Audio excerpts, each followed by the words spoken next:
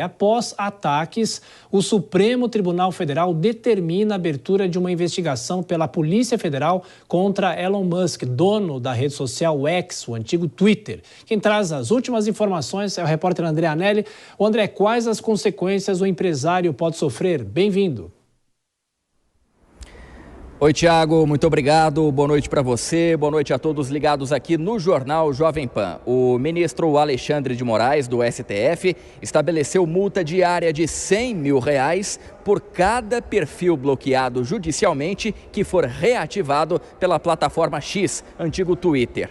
Na decisão, Alexandre de Moraes diz que é inaceitável que qualquer dos representantes dos provedores de redes sociais e de serviços de mensagem privada, em especial o ex-Twitter, desconheçam a instrumentalização criminosa que vem sendo realizada pelas denominadas milícias digitais.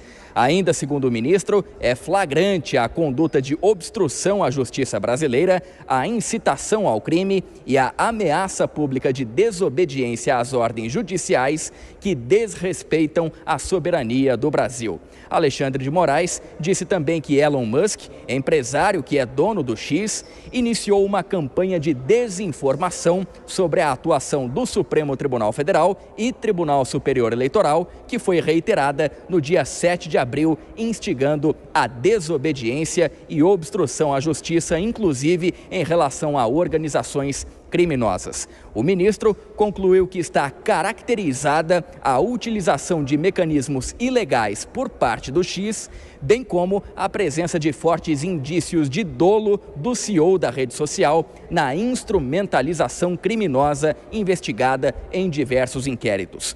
Toda essa manifestação de Alexandre de Moraes ocorre porque o empresário Elon Musk tem usado a rede social X para criticar o ministro do Supremo Tribunal Federal, que é inclusive acusado por ele de impor uma censura agressiva no Brasil. O comentário foi feito no contexto de acusações de censura feitas pelo jornalista americano Michael Shellenberger na última quarta-feira.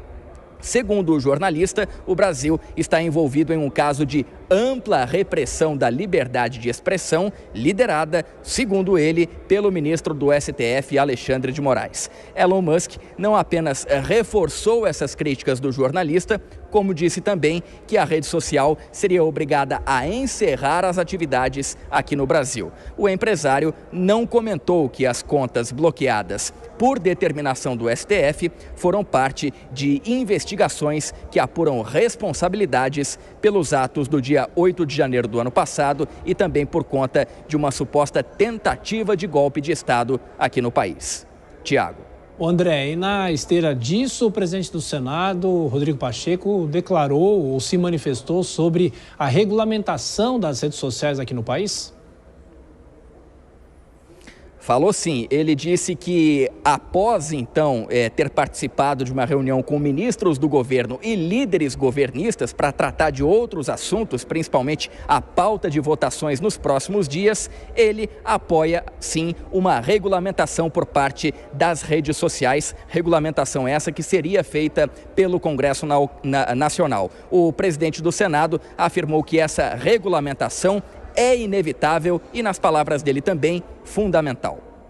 Eu acho que é algo inevitável. Nós precisamos ter uma disciplina legal em relação a isso, sob pena de haver discricionariedade por parte das plataformas que não se sentem obrigadas a poder ter um mínimo ético do manejo dessas informações e desinformações na rede social. E, ao mesmo tempo, a participação do Poder Judiciário tendo que decidir questões relativamente ao uso dessas redes sociais sem que haja uma lei que discipline.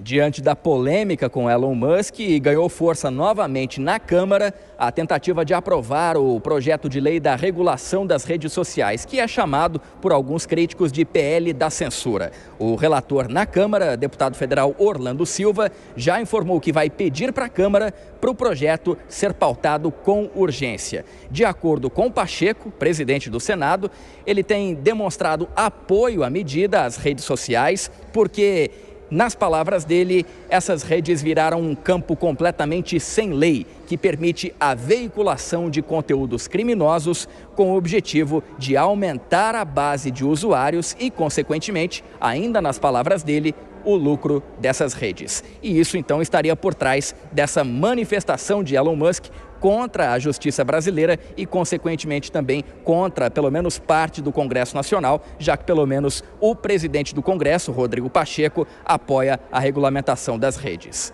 Tiago. É isso, André Anelli trazendo as últimas informações de Brasília. Daqui a pouco você vai voltar nessa edição do nosso Jornal Jovem Pan para comentar as notícias do dia aqui nos nossos estúdios. Nelson Kobayashi.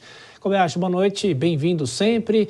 Bom, é uma discussão que nós fizemos já há alguns anos, né, e estamos fazendo ainda até agora, e esse caso, esse embate entre o Twitter e a Justiça, esse embate acabou dando mais margem para o Congresso Nacional voltar a falar sobre o PL das fake news. Mas antes, eu queria te perguntar, nesse embate, até se falou sobre a possibilidade de tirar o Twitter, o X ou o X, como queiram, do ar aqui no Brasil. Será que pode chegar a esse ponto? Bem-vindo. Muito boa noite, Tiago. Boa noite a toda a audiência do Jornal Jovem Pan. E essa pergunta, seria possível tirar o Twitter, o X, do Brasil, ela cabe a partir do momento em que isso vem sendo escalando, vamos dizer assim, no debate público, na mídia, na imprensa, não se fala de outro assunto desde ontem.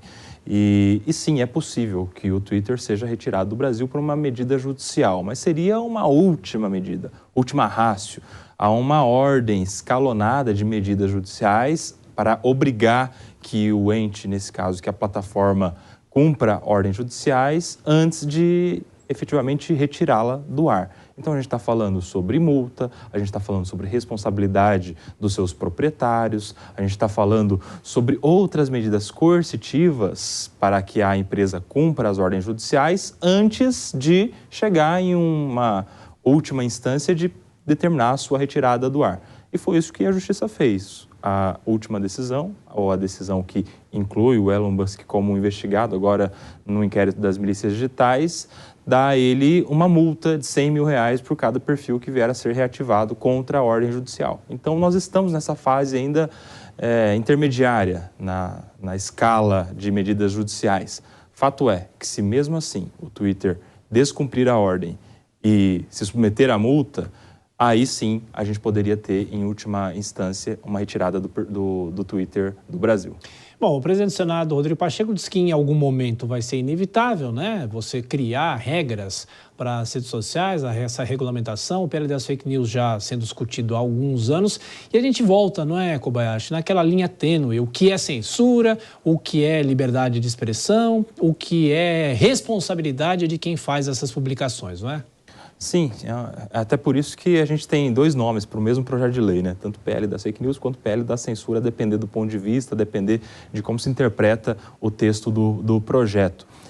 Mas o importante é que isso se dê, de fato, esse debate, essa discussão que haverá, se dê na casa da lei, se dê na casa dos representantes do povo, se dê no Congresso Nacional, exatamente onde isso será pautado. E sem aquela ideia de se votar soldadamente, como a gente viu acontecendo no ano passado. A gente quase teve uma aprovação do PL na Câmara dos Deputados do dia para a noite, com o texto colocado do dia para a noite. Apesar de ser um projeto mais antigo, a sua última versão foi colocada em poucas horas ali para os deputados terem acesso e votar. E aí, quando o relator viu que não seria aprovado, é que ele tirou o projeto de pauta para analisar melhor e fazer algumas mudanças. Enfim, se isso voltar a ser discutido, como eu acredito que vai a partir dessa repercussão tão grande do caso entre o STF e o Elon Musk, tomara que isso passe pelas comissões, a sociedade seja ouvida, a imprensa seja ouvida, as plataformas sejam ouvidas, para a gente conseguir chegar num texto de alguma maneira mais consensual.